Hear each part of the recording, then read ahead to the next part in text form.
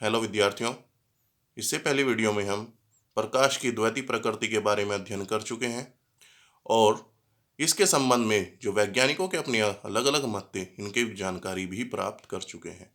आज हम हाइगेन के तरंग सिद्धांत और उसके आधार पर प्रकाश के परावर्तन और अपवर्तन की व्याख्या को हम समझेंगे। चलिए प्रारंभ करते हैं। सबसे पहले बात कर रहे हैं हाइगेन के तरंग सिद्धांत की। हाइगेन के तरंग सिद्धांत के अनुसार प्रकाश स्रोत से तरंगों के रूप में उत्सर्जित होता है। ये तरंगे स्रोत से चारों ओर उत्सर्जित होकर प्रकाश के वेग से गमन करती हैं। जैसे कि हम इस रेखा चित्र के सहायता से समझ सकते हैं कि ये प्रकाश स्रोत है और इसके चारों ओर ये तरंगिकाएं या कह लीजिए तरंगे उत्सर्जित हो रही हैं, जिनको हम क्या बोलते हैं, तरंगिकाएं बोलते हैं। किसी दिए गए समय पर, क्योंकि ये प्रकाश के वेग से गमन कर रही है, किसी दिए गए समय पर ये तरंगिकाएं स्रोत के चारों ओर समान दूरी तय करेंगी। मान लीजिए अगर वो समय t है तो चली गई दूरी किसके बराबर होगी, ct के। ठीक है, तो इस प्रकार हमें इस प्रकाश स्रोत के चारों ओर एक ऐसा पृष्ठ प्राप्त होगा जिस पर ये सभी तरंगे समान समय पर पहुंचेंगी। या हम इस तरह भी कह सकते हैं कि हमें प्रकाश स्रोत के चारों ओर एक ऐसा बिंदु पथ प्राप्त होगा जिससे निर्मित पृष्ठ पर ये सभी तरंगे समान कला में पहुंचेंगी, और ऐसे ही पृष्ठ को या ऐसे बिंदुओं के पथ को हम बोलते हैं तरंगाग्र। ठीक है, तो हाइगेन के अनुसार किसी भी दिए गए समय के लिए प्रकाश स्रोत के चारों ओर जो तरंगाग्र हमें प्राप्त होता है उसको हम बोलते हैं प्राथमिक तरंगाग्र। ठीक है, जैसे कि आप यहाँ पे देख सकते हैं। अब इस प्राथमिक तरंगाग्र, जो कि गोलीय तरंगाग्र भी होता है, का प्रत्येक बिंदु जैसे कि यहाँ पे दर्शाया हुआ है प्रकाश स्रोत की भांति व्यवहार करता है, जिससे माध्यम में द्वितीयक तरंगिकाएं, ये द्वितीयक तरंगिकाएं हैं, उत्पन्न होती हैं और इनके द्वारा द्वितीयक तरंगाग्र निर्मित होता है जो कि गोलीय है। ठीक है, और इसी तरह से प्रकाश स्रोत से उत्सर्जित होकर माध्यम में आगे बढ़ता जाता है। आप ध्यान देंगे कि जैसे प्रकाश माध्यम में आगे बढ़ता हुआ जा रहा है तो उसकी वक्रता कम होती जा रही है, और जब प्रकाश एक लंबी दूरी या कह लीजिए अनंत दूरी तय कर लेता है तो उसकी वक्रता समाप्त हो जाती है और वो गोलीय से समतल हो जाता है। इस तरंगाग्र को हम बोलते हैं समतल। तो इस प्रकार प्रकाश अपने प्रकाश स्रोत से उत्सर्जित होकर आगे माध्यम में संचरित होता है। ठीक है, यही है हाइगेन का द्वितीयक तरंगिकाओं का सिद्धांत भी कह देते हैं। ठीक है, यह हाइगेन का तरंग सिद्धांत कि प्रकाश से जो तरंगिकाएं उत्सर्जित होंगी, जिनको हम एक तरह से प्राथमिक तरंगिकाएं कह सकते हैं, किसी दी गए समय के लिए हमें प्राथमिक तरंगाग्र प्राप्त होगा। इसका प्रत्येक बिंदु प्रकाश स्रोत की भांति व्यवहार करेगा, जो माध्यम में द्वितीयक तरंगिकाएं या कह लीजिए उनसे द्वितीयक तरंगाग्र निर्मित करेगा। ठीक है, और फिर ये इस तरंगाग्र का प्रत्येक बिंदु भी प्रकाश स्रोत की भांति ही व्यवहार करेगा। इससे अगला द्वितीयक तरंगाग्र उत्पन्न होगा और यही प्रक्रिया लगातार चलती रहेगी और प्रकाश स्रोत से माध्यम में एक स्थान से दूसरे स्थान तक संचरित होगा। जैसे जैसे ये आगे बढ़ता जाएगा इसकी वक्रता कम होती जाएगी और अंततः ये गोलीय से समतल में परिवर्तित हो जाता है। ठीक है, इसके बाद हम अध्ययन करेंगे तरंगाग्र का। तरंगाग्र क्या होता है, अभी आपने जानकारी प्राप्त की। ठीक है, तो प्रकाश स्रोत के चारों ओर ऐसे बिंदुओं से निर्मित बिंदु पथ जिस पर स्रोत से उत्सर्जित सभी तरंगिकाएं समान कला में पहुंचती हैं तरंगाग्र कहलाता है। ठीक है, तरंगाग्र को हम 3 भागों में वर्गीकृत करते हैं, एक गोलीय तरंगाग्र, दूसरा बेलनाकार तरंगाग्र और तीसरा आपका समतल तरंगाग्र। तो सबसे पहले हम बात करते हैं गोलीय तरंगाग्र की। यदि प्रकाश स्रोत बिंदुवत हो या बिंदुवत माना जाए, जैसे कि आप सूर्य को ले सकते हैं, ठीक है, तो उससे उत्सर्जित तरंगाग्र कैसा होगा, गोलीय तरंगाग्र होगा। ठीक है, ये एक बिंदुवत स्रोत माना गया है, तो इससे उत्सर्जित प्रकाश कैसा होगा आपका उत्सर्जित तरंगाग्र गोलीय तरंगाग्र होगा। इसके बाद हम बात करते हैं बेलनाकार तरंगाग्र की। यदि प्रकाश स्रोत को स्लिट या छड़ की भांति माना जाए, यानी कि प्रकाश स्रोत ऐसा हो जिसको स्लिट या छड़ की भांति ले सकते हैं, जैसे कि आप देख सकते हैं घरों में प्रयोग होने वाली ट्यूबलाइट, वो स्लिट और छड़ के रूप में होती है, तो उससे उत्सर्जित होने वाला प्रकाश जो तरंगाग्र निर्मित करेगा वो कहलाएगा बेलनाकार तरंगाग्र। जैसे हम इस चित्र में देख सकते हैं, ये प्रकाश स्रोत है स्लिट या छड़ के रूप में, ठीक है, और इससे उत्सर्जित होने वाला जो तरंगाग्र है वो एक बेलनाकार तरंगाग्र है। तीसरा प्रकार आता है समतल तरंगाग्र।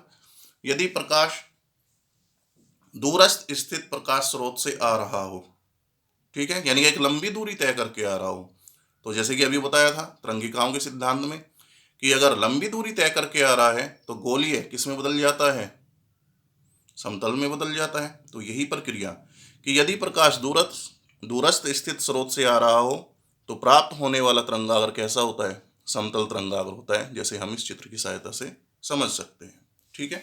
तो ये हो गया आपका हाइगेन का तरंग सिद्धांत और तरंगाग्र और उनके प्रकार। अब हम हाइगेन के तरंग सिद्धांत के आधार पर व्याख्या करेंगे प्रकाश के परावर्तन और अपवर्तन की, यानी कि उनके दोनों नियमों को समझेंगे, ठीक है। सबसे पहले हम बात कर रहे हैं प्रकाश के परावर्तन की, तो आप इस चित्र के आधार पर समझेंगे प्रकाश के परावर्तन को, और इसके आधार पर ही हम परावर्तन के दोनों नियमों की व्याख्या करेंगे, ठीक है। तो मान लीजिए ये एक परावर्तक पृष्ठ है एम डैश, और इस पर कोई तिर्यक प्रकाश आपतित हो रहा है, ठीक है। तो हम इस तिर्यक प्रकाश जो आपतित हो रहा है उसकी दो किरण लेते हैं, एक को दर्शा रहे हैं आपका किरण फर्स्ट और दूसरे को हम दर्शा रहे हैं किरण सेकंड, ठीक है। ये तिर्यक या तिरछी आपतित हो रही हैं। तो आप देखिए चित्र को समझिए, पहली प्रकाश किरण जब इस परावर्तक पृष्ठ के बिंदु ए पर पहुंचती है तो दूसरी कहीं वायु में या कह लीजिए माध्यम में होती है, वायु में होती है इस पृष्ठ से ऊपर, आप ये कहिए, ठीक है। अब मान लीजिए ये प्रकाश किरण, पहली प्रकाश किरण बिंदु ए पर है और दूसरी बिंदु बी पर है। अब इस प्रकाश किरण को यहाँ से और बिंदु बी डैश तक पहुंचने में टी समय लगता है, ठीक है, क्योंकि यहाँ पे माध्यम एक ही है, प्रकाश के परावर्तन में एक ही माध्यम होता है, दूसरे माध्यम से या कह लीजिए परावर्तक पृष्ठ से प्रकाश किरण परावर्तित होती है।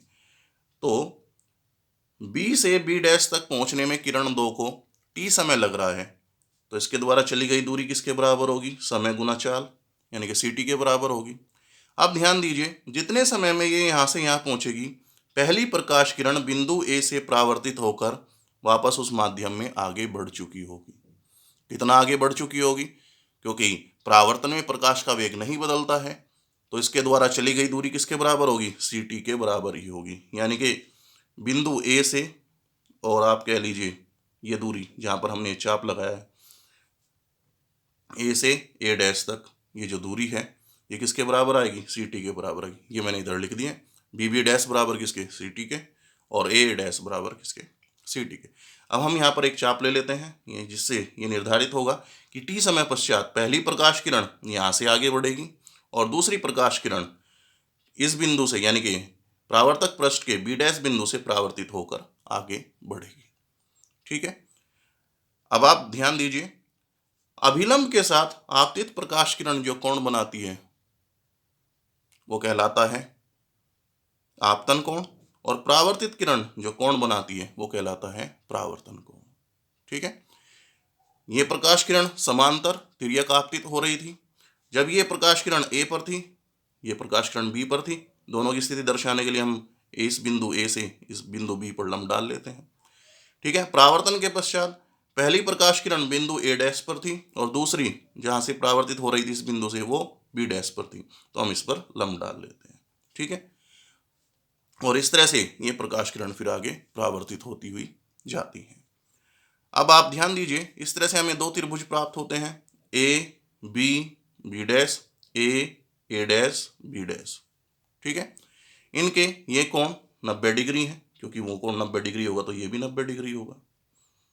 ठीक है, इन दोनों त्रिभुजों की सहायता से हम परावर्तन के नियम की पुष्टि करते हैं। वो कैसे करेंगे, आप पहले चित्र से समझिए, फिर आपको आगे समझाते हैं। अभी हम बात कर रहे थे, ये आपतन कोण है और ये परावर्तन कोण है। तो ज्यामिति से आप ध्यान दीजिए, बी ए बी डैश, ये कोण ये किसके बराबर होगा, आई के। अगर आप समझना चाहें तो आप समझ सकते हैं। आप यहाँ पे ध्यान दीजिए, ये कोण क्या है, 90 डिग्री। ठीक है, तो ये कोण भी पूरा का पूरा कितना होगा, 90 डिग्री, यहाँ से लेके यहाँ तक। ठीक है, अब ये कोण आई है, तो ये कितना बचा, 90 डिग्री माइनस आई। अब ध्यान दीजिए, इस पृष्ठ पर ये कोण यहाँ से लेके, यानी कि इस अभिलंब से लेके और यहाँ तक 90 डिग्री है। ये 90 माइनस आई है, तो ये कितना बचा, सॉरी ये 90 माइनस आई है, तो ये कितना बचा, 90 में से 90 माइनस आई घटाएंगे तो आई बचा। ठीक इसी प्रकार ज्यामिति से ये परावर्तन कोण है आर, तो ये कोण ये भी किसके बराबर होगा, कोण आर के। ठीक है, अब हम इन दोनों त्रिभुजों को लेंगे। सबसे पहले लेंगे ए बी डैश और फिर लेंगे ए डैश बी डैश। इन दोनों की तुलना करें तो आप ध्यान देंगे, कोण ए बी डैश ये 90 डिग्री है। इसी तरह यहाँ पे ए डैश बी डैश ये भी 90 डिग्री है। ठीक है, दोनों त्रिभुजों में ये भुजा उभयनिष्ठ है, ए बी डैश भुजा उभयनिष्ठ है, और दोनों त्रिभुजों में बी डैश ये भुजा ये समान है किसके, इस त्रिभुज में ए डैश ये किसके बराबर, सी टी के। तो इस तरह से इन दोनों त्रिभुजों में आपकी एक भुजा उभयनिष्ठ है, दो भुजाएं बराबर हैं, दूसरी भुजा बराबर है, ए डैश बी डैश, एक कोण बराबर है, यानी कि ये समरूप त्रिभुज हैं।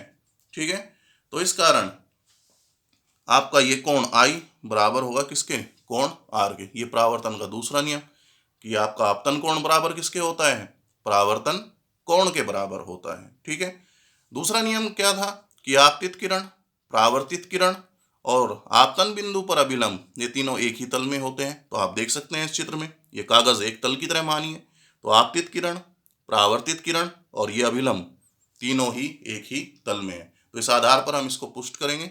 चित्र के आधार पर आपको समझा दिया, आगे चलते हैं। चलिए, अब चित्र से हमें पता है, क्या पता है कि भुजा ए डैश बराबर है किसके, भुजा बी डैश के, किसके बराबर, ये दूरी सी टी। अब हम दो त्रिभुज ले रहे हैं, ए बी डैश व ए डैश बी डैश से। यहाँ पर कोण ए बी डैश बराबर है कोण ए डैश बी डैश बराबर किसके, 90 डिग्री। भुजा ए डैश बराबर है भुजा बी डैश के, ये बराबर किसके, सी टी के।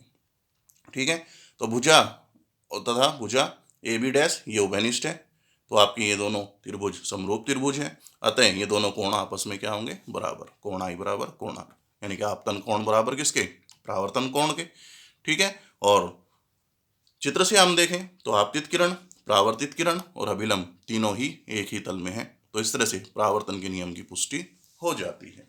ठीक है, इसके बाद हम बात करेंगे अपवर्तन के नियम की व्याख्या की, यानी हाइगेन के तरंग सिद्धांत के आधार पर प्रकाश के अपवर्तन की व्याख्या करेंगे। ठीक है, तो इस डायग्राम के आधार पर समझेंगे, फिर आगे आपको बताते हैं। तो हम ये मान के चल रहे हैं कि ये पहला माध्यम है जिसको हम विरल माध्यम ले रहे हैं, और दूसरा माध्यम सघन है। मैं अपवर्तन की जो व्याख्या कर रहा हूँ विरल से सघन के लिए कर रहा हूँ, आप चाहें तो सघन से विरल के लिए कर सकते हैं, उसमें कोई समस्या नहीं आएगी। बस आपको ध्यान रखना है, जब प्रकाश किरण विरल से सघन में आती है तो अभिलंब की ओर झुकती है, जब सघन से विरल में जाएगी तो अभिलंब से दूर हटेगी, बाकी प्रक्रियाएं ज्यों की त्यों रहेगी। ठीक है, तो ये हम पहला माध्यम ले रहे हैं, विरल माध्यम दर्शा रहे हैं, इसका अपवर्तनांक n1 निरपेक्ष अपवर्तनांक, और दूसरा माध्यम हम ले रहे हैं सघन माध्यम, जिसका निरपेक्ष अपवर्तनांक हम दर्शा रहे हैं n2 से। अब इस माध्यम में जो प्रकाश की चाल है उसको दर्शा रहे हैं हम v1 से। ठीक है, और इस माध्यम में प्रकाश की जो तरंगदैर्ध्य है उसको दर्शा रहे हैं λ1 से। इसी तरह से दूसरे माध्यम में प्रकाश की चाल दर्शा रहे हैं v2 से, और तरंगदैर्ध्य को दर्शा रहे हैं λ2 से। और ये क्या कह लीजिए, दोनों अपवर्तक पृष्ठों के मध्य का पृथककारी पृष्ठ है, जहां पर दोनों माध्यम मिलते हैं। ठीक है, अब प्रक्रिया आप उसी तरह से लेंगे कि प्रकाश तिर्यक आपतित हो रहा है, और इस प्रकाश की हम दो किरण ले रहे हैं, इसको दर्शा रहे हैं किरण फर्स्ट और इसको दर्शा रहे हैं किरण सेकंड। ये किरण इस माध्यम पर तिर्यक आपतित हो रही हैं। ठीक है, तो जिस समय पहली प्रकाश किरण इस पृथककारी पृष्ठ के बिंदु ए पर पहुंचती है, दूसरी प्रकाश किरण कहीं माध्यम में होगी, दोनों समांतरित आपतित हो रही हैं। ठीक है, तो हम क्या करते हैं, इसकी स्थिति ज्ञात करने के लिए बिंदु ए से अभिलंब डालते हैं जो इसके बिंदु बी पर प्राप्त होता है। ठीक है, अब हम मानते हैं दूसरी प्रकाश किरण को बी से पृथककारी पृष्ठ के बिंदु बी डैश तक पहुंचने में टी समय लगता है, तो इसके द्वारा चली गई दूरी कितनी होगी, ये इस भुजा की लंबाई, भुजा बी बी डैश, ये बराबर किसका आएगा, v1t। अब जितने समय में ये बी से बी डैश पर पहुंचेगी उतने समय में पहली प्रकाश किरण बिंदु ए से, जहां पर यह आपतित हो रही है, अपवर्तित होकर आगे दूसरे माध्यम में बढ़ चुकी होगी। अब ये दूसरे माध्यम में कितना आगे बढ़ चुकी होगी, दूसरे माध्यम में प्रकाश की चाल कितनी है, v2। समय कितना, जितना समय इसको यहाँ से यहाँ तक आने में लगा, यानी कि टी समय, तो टी समय में इसके द्वारा चली गई दूरी किसके बराबर आएगी, v2t। उसको दर्शा रहे हैं हम भुजा ए डैश से, यानी कि v2t दूरी के बराबर हम यहाँ पे एक चाप ले लेते हैं, एक बिंदु ले लेते हैं, दर्शा रहे हैं ए डैश से। तो भुजा ए डैश बराबर किसके, v2t के। ठीक है, तो टी समय पश्चात पहली प्रकाश किरण इस बिंदु पर होगी और दूसरी प्रकाश किरण इस बिंदु पर होगी। पहली प्रकाश किरण यहाँ से आगे बढ़ेगी और दूसरी यहाँ से आगे बढ़ेगी, दोनों समांतरित अपवर्तित होती हुई आगे जाएंगी। ठीक है, तो इस इनकी स्थिति को दर्शाने के लिए हम इस बिंदु से इस पर लंब डालते हैं। ठीक है, लंब ए डैश बी डैश, तो ये हमारी प्रक्रिया आ जाती है। ठीक है, अब हमें सिद्ध करना है तो हम इन दोनों त्रिभुजों को लेंगे। उससे पहले हम जानते हैं कि आपतित किरण अभिलंब के साथ जो कोण बनाती है वो आपतन कोण आई, और अपवर्तित किरण जो कोण बनाती है वो कोण आर, अपवर्तन कोण।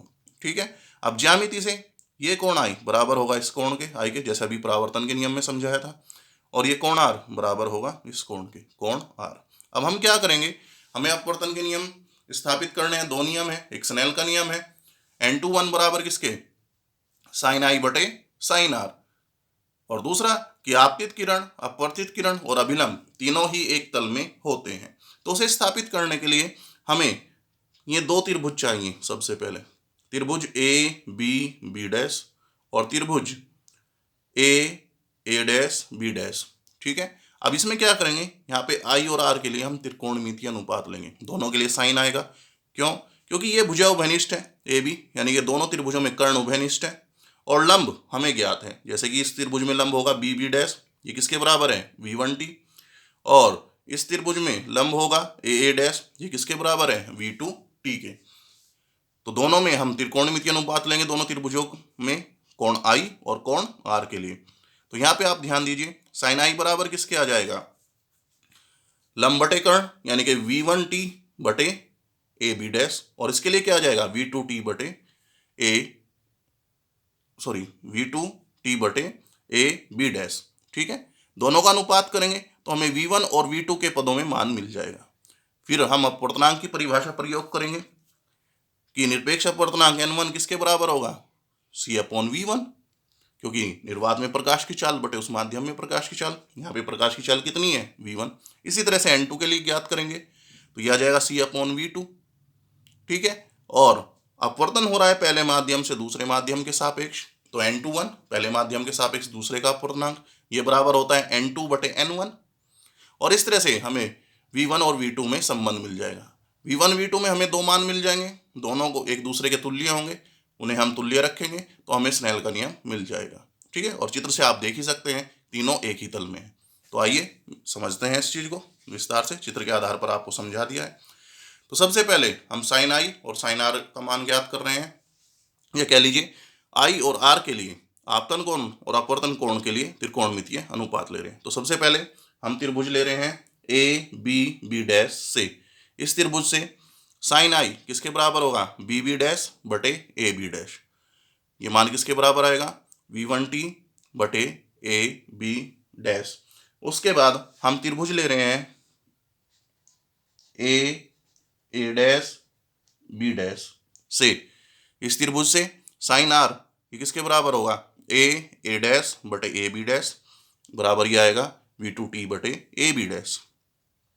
अब दोनों समीकरण से साइन आई बटे साइन आर दोनों का अनुपात लीजिए, तो यह आ जाएगा v1t बटे ए बी डैश, और यहाँ पे ए बी डैश ऊपर चला जाएगा V2 T, इससे ये कैंसिल, T से T कैंसिल, हमारे पास आ जाएगा V1/V2। इसको मैं कह रहा हूँ समीकरण नंबर 3। अब अपवर्तनांक की परिभाषा से हम जानते हैं पहले माध्यम के लिए N1 ये बराबर आएगा C/V1, N2 ये बराबर आएगा C/V2। अब N21 किसके बराबर होगा? N2/N1 के, यानी कि C/V2 गुना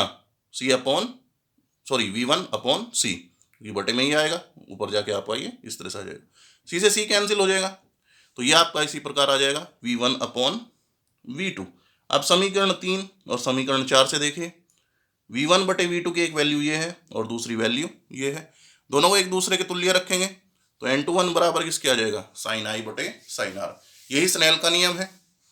अब पुनः चित्र से हम देख सकते हैं, जैसे कि आपको पहले ही बताया कि आपतित किरण, अपवर्तित किरण और अभिलंब तीनों ही एक ही तल में है। तो इस तरह से अपवर्तन के नियम की पुष्टि होती है हाइगेन के तरंग सिद्धांत के आधार पर। और ये तथ्य आपको इससे पहले पाठ में भी समझाया था कि एक माध्यम से दूसरे माध्यम में अपवर्तनांक के लिए N21 किसके बराबर होता है? N2/N1 के, ये बराबर sin I/sin R। और ये किसके बराबर आता है? V1/V2, जैसे आप यहाँ से देख सकते हैं। और अगर हम तरंगदैर्ध्य के पदों में व्यक्त करें तो V1 किसके बराबर आएगा? λ1 न्यू के, और V2 किसके बराबर आएगा? λ2 न्यू के। क्योंकि आवृत्ति नहीं बदलती है तो न्यू से न्यू कैंसिल हो जाएगा, ये बराबर किसके आता है? λ1/λ2। ये आपको याद रखना है, पहले पार्ट में भी इसका प्रयोग है और आपका इस पार्ट में भी न्यूमेरिकल में या अंकित प्रश्नों में इसका प्रयोग होता है। तो आज के लिए इतना ही, कल हम व्यतिकरण और विवर्तन इनका अध्ययन प्रारंभ करेंगे। ठीक है, आज के लिए इतना ही, धन्यवाद, थैंक यू।